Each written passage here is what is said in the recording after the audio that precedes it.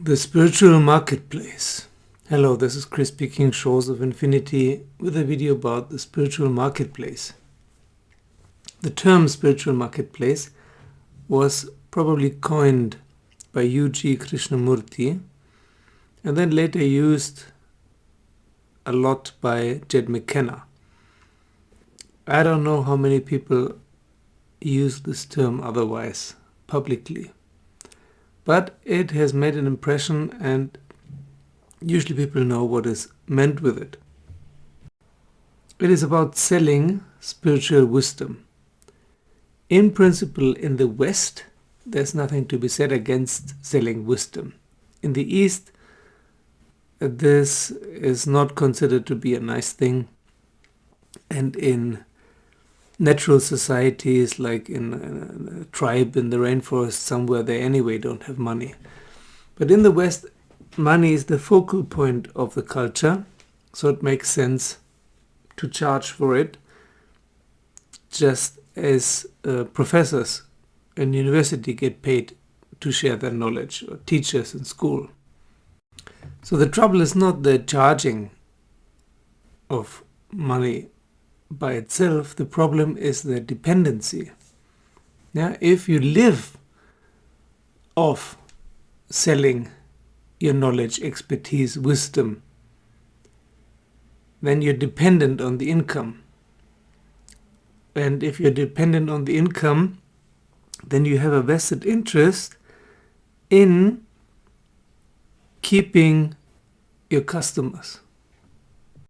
Then you have a vested interest in staying up there, unattainable, in an unreachable nexus of higher knowledge and wisdom, and others come to you to partake of this amazing wisdom.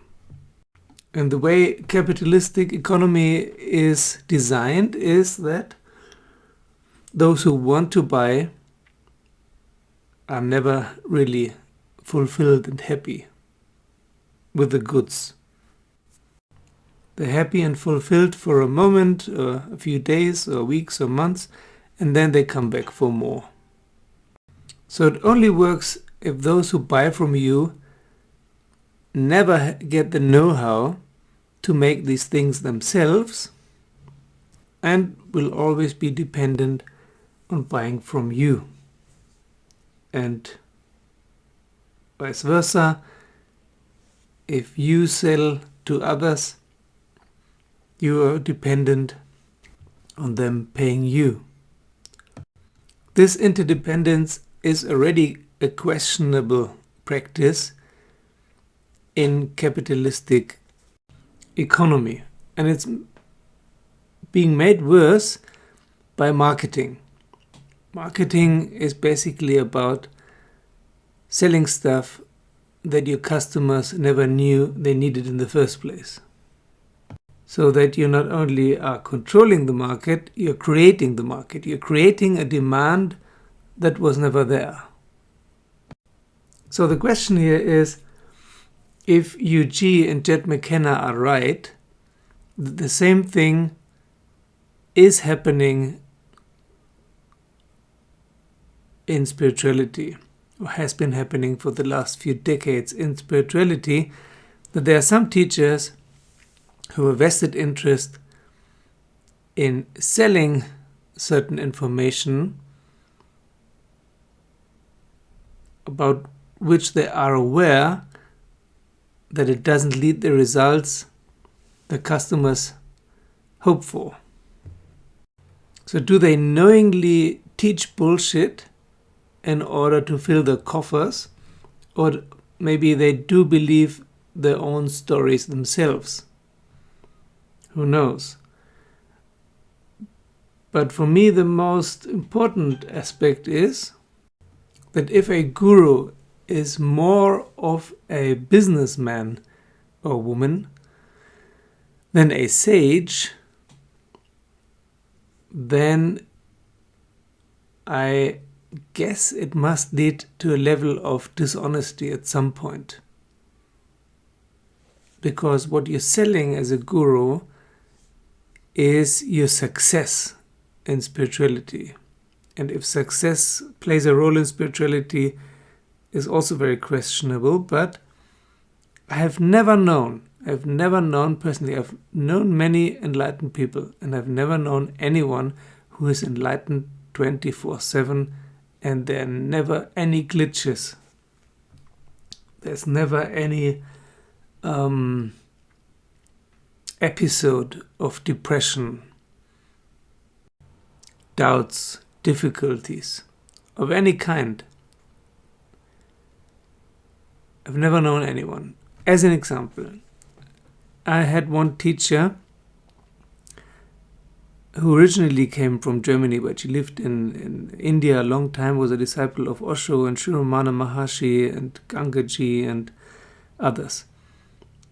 And she mainly taught in Goa, India, and Spain. And she always said, money is not a problem. Don't worry about money. You will get as much as you need. Just don't look at your bank account. It will come in. Don't focus so much on money. And for her, it seemed always to be true. But of course, her main income was teaching spirituality. But that was not a lot of money. The thing was, when she really did need money, when she was very old, she broke her leg in a very complicated way and got very sick when she was 80-something. And then she got into trouble. And I remember another time where a landslide almost destroyed her house and so on. So in these kinds of circumstances, it's very difficult to keep your cool and your calm and your inner center and your inner peace and so on.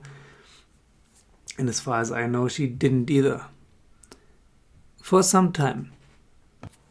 But in satsang situations, this was not, to my knowledge, in my experience, discussed much. And the same you could say about people like Eckhart Tolle and Moji and whatnot. All these very famous gurus. Yeah, they don't talk about their private life and their private challenges. What happens if something is not working out? Yeah, if the universe doesn't care for them. It's not wrong what they say, but they transport a subtext, a sub-meaning of, if you're there, everything is fine. Just reach enlightenment and all problems will go away. And this is not true. The way you deal with those challenges and problems, that will change. And many problems will cease to be problems because you changed your view. But it's not the exit out of this material life. It's not paradise. And as soon as you start selling the paradise, I am in paradise and I know how to get there. Everyone can get there. Just follow what I say and you will also get there. And this is obviously not true. Yeah, because for years and years, or even decades, and none of their followers get there. Then I'm sorry to say, then they're selling a lie. They're selling to sell. And they put themselves into a holy light that is not real to perpetuate their teaching and their business.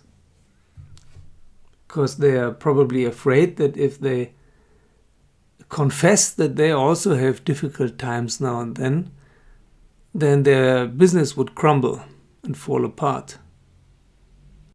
Which is probably partly true.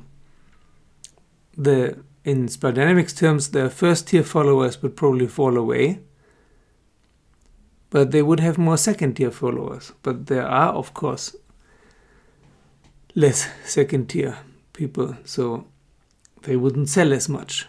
So to their blue, orange and green first-tier followers, they probably, in fact, have to maintain their aura of holiness. But then again, maybe not. I'm a big fan of Brett Blanton's radical honesty, and I think in the end, honesty must win and will win.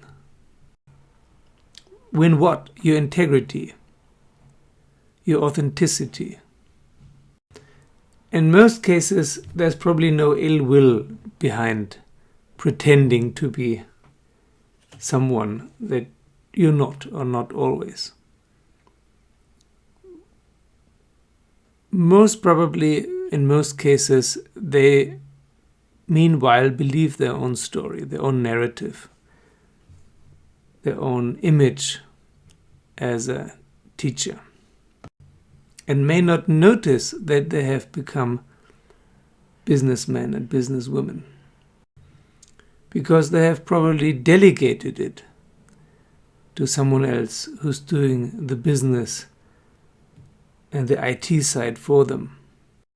So to summarize, I don't think it's a bad thing to charge for courses if you really have to teach something that can be of value to someone else.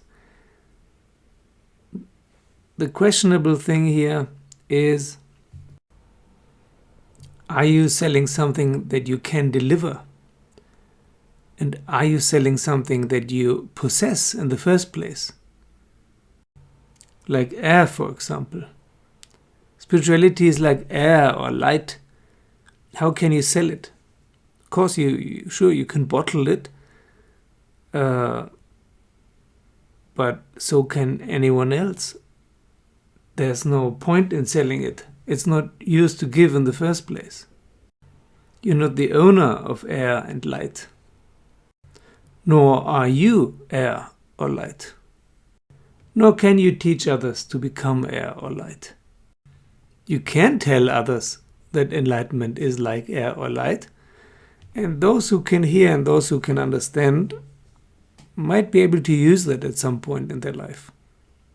And if they want to pay you something for this information, it's fine. But to tell people that you are light and you know the way to the light, they just have to do what you are teaching, and then they also will transform into light.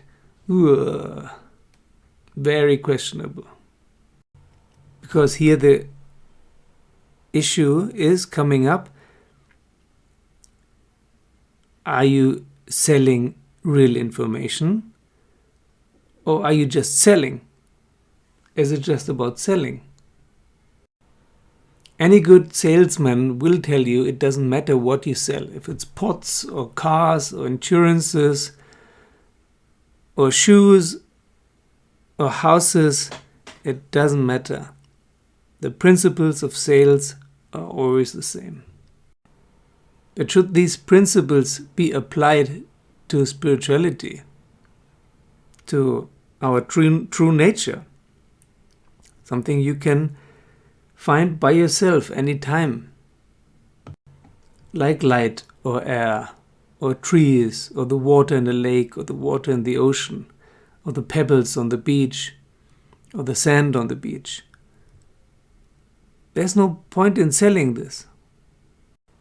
It belongs to everyone and no one. And on the road to enlightenment, there's no guarantee. It can be a very short and quick way for you, or a very long and arduous way, or you will never reach it. Who knows? No one can tell you, and no one can guarantee that a certain path will work better for you, or quicker, or work at all. It's not in your hands. Spirituality is about surrender. Surrender to a higher power, not to a guru or master, but to a higher power. Very higher power. And you cannot buy surrender, at least not with money. And there are other sacrifices. It's like in the Middle Ages, the churches sold papers to certify you that you bought away your sins. And then when you would come to heaven, you could show this paper and say, see, I'm without sin, I can enter heaven because I've bought myself off already. That just doesn't work. It was a con back then and is a con right now, still. But the tragic thing is probably that those people really do it from the goodness of their hearts and believe that what they're selling is really useful to others. And I'm not talking about books here, not even about courses. I'm talking about what are the famous gurus right now really selling? Are they really selling information about enlightenment or how to get there? Or are they selling hope? Empty hope. Think about it, feel into it, write it in your comments below. Thank you to all my patrons who support this channel so that I can take time off to do these videos. Thank you for liking and watching and sharing the videos with your friends, and see you soon.